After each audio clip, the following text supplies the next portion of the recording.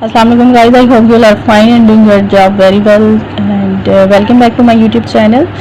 And today we are breaking down the 24th IMF program for Pakistan. There's a lot of buzz around it, but it is really solving our economic problems. Let's dive into the facts and see what's really going on. So आज जो हम करने वाले हैं वो IMF Mrs the mark yet again. ये don newspaper 18 अक्टूबर का opinion है जिसे आज हम डिस्कस करेंगे। इसे की इश्यूज़ को ब्रेक डाउन किया है और इसको हम आगे लेके चलेंगे। सो अगर हम इसे समराइज करें एंड वन थिंग मोर कि ये बाय नदीम उल हक और इसको जो है शाहिद करदार ने इस आर्टिकल को लिखा है। इसके राइटर ये दोनों हैं और ये जो IMF का हुआ है प्रोग्राम, ये 24th प्रोग्राम है that has been approved by the funds board. अच्छा, इसके की इश्यूज़ की बात करें तो फर्स्ट ऑफ ऑल है focus on short term financial goal. जो इश्यूज़ हैं उन पर अब इसमें मेन जो बात वो यही है, इसका मेन फोकस जो है वो इसके प्राइमरी सरप्लस और डेफिसिट नंबर को अचीव करने का है। और ये शॉर्ट टर्म फाइनेंशियल गोल्स हैं, तो शॉर्ट टर्म फाइनेंशियल गोल होने की वजह से जो फाइनेंशियली है वो स्टेबल नहीं हो पा रहा पाकिस्तान। तो इसमें जो है इग्नोर किया जा रहा है स्ट्रक्चर रिफॉर्म्स को। तो IMF का प्रोग्राम जो है वो ख़ास फाइनेंशियल गोल्स को हासिल करने पर मबनी है, जैसे कि बुनियादी सरप्लस या खसारा है, लेकिन ये पाकिस्तान की माशी मिसाइल की बुनियादी वजूहत को हल नहीं करता। और इसी तरह do you think focusing only on short term financial goal is enough for does Pakistan need long term reforms to fix the economy. And इसमें जो है वो बात हुई है कैश बेस्ड अप्रोच की, तो जिसमें क्या है कि programme uses a cash based system for calculating finance. तो इसमें क्या है कि जो कैलकुलेशन के लिए यूज़ हो रहा है वो कैश बेस्ड है और ये जो कैश बेस्ड है ये कोई काफ़ी आउटडेटेड मेथड है। तो इस आउटडेटेड मेथड की वजह से इसको रिजॉल्व नहीं किया जा सकता। बहुत सी ऐसी मतलब जिसमें हम एक्सपोर्ट्स को ले लें, तो अगर वहाँ पर कैश बेस्ड होंगी तो वो कैश बेस्ड तो नहीं है प्रिवेल कर सकेगा, हमारी फाइनेंशियल इश्यूज़ को नहीं स्टेबल कर पाएगा। तो ये जो है ये एक बहुत ही बड़ा इशू है जो कि कैश बेस्ड है, तो उसके ऊपर जो है फोकस नहीं किया जा रहा, बल्कि आउटडेटेड मेथड को ही लेके चला जा रहा अभी तक। अगर हम बात करें इसमें एक और जो इशू हाईलाइट है वो ये है कि लैक ऑफ रिफॉर्म्स हैं। तो प्रोग्राम जो है वो roll over existing loans and liabilities, तो जो कि फेल कर रहा है to push real reforms.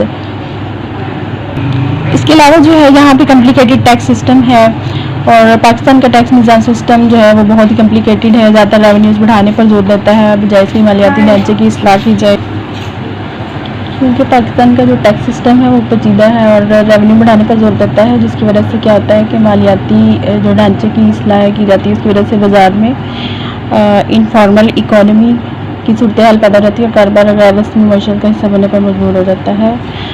Next अगर हम बात करें need for agriculture and export reforms, जिसमें क्या होता है कि एक्सपोर्ट्स और फार्मर्स होते हैं, क्योंकि यहाँ पीछे हमने डिस्कस किया क्योंकि लैक ऑफ इसकी वजह से कैश बेस्ड सिस्टम है अप्रोच की वजह से।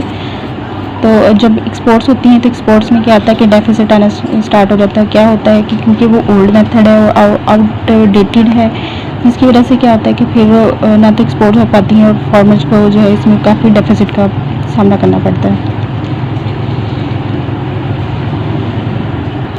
So guys, do you think Pakistan export and agriculture sectors need better, more gradual reforms? How can we make these reforms work for everyone? Next अगर हम बात करें मिसमैनेजमेंट ऑफ गवर्नमेंट स्पेंडिंग है, जहाँ एक तरफ हुकूमत टैक्स वसूल करती है, तेज़ी दिखा रही होती है, दूसरी तरफ सरकारी अखराजात पर कोई कंट्रोल नहीं है, कोई तोसी मनसूबे बगैर किसी मुनासिब निगरानी के चलाए जा रहे हैं, जिसकी वजह से क्या होता है कि फंड्स का गैर मौसम इस्तेमाल होता है। तो do you think the government should have better control over it's spending? How can Pakistan manage it's focus more efficiently? Next में जो हम बात करने वाले हैं वो है मिसमैनेजमेंट ऑफ गवर्नमेंट स्पेंडिंग है। तो तो जहाँ एक तरफ हुकूमत टैक्स वसूल करने में तेज़ी दिखा रही, दूसरी तरफ क्या होता है कि सरकारी खर्चात पर कोई कंट्रोल नहीं है, कोई तोसीह मनसूबे बगैर किसी मुनासिब निगरानी के चलाए जा रहे हैं, तो जिससे क्या होता है कि फंड्स का गैर मौसर इस्तेमाल हो रहा है। तो guys, do you think the government should have better control over it's spending? How can Pakistan manage it's funds more efficiently? Next point जो हम डिस्कस करने वाले हैं वो ये कि negative impact of market regulation है। हुकूमत बाज़ारों को कंट्रोल करने और कीमतों का तयन करने में बहुत ज़्यादा मुदाखलत करती है, जिससे कारोबार की अखराजात में इजाफा हो जाता है और मौक़े जो होते हैं से क्या होता है कि महदूद हो जाते हैं।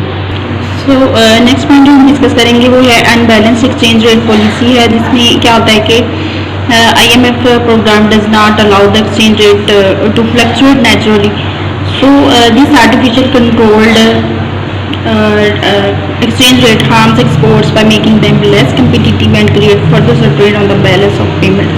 So guys, do you think the exchange rate should be allowed to float freely? How do you think that would impact Pakistani economy? Next point जो हम डिस्कस करने वाले वो ये है कि फेलियर ऑफ टैक्स रिफॉर्म्स है।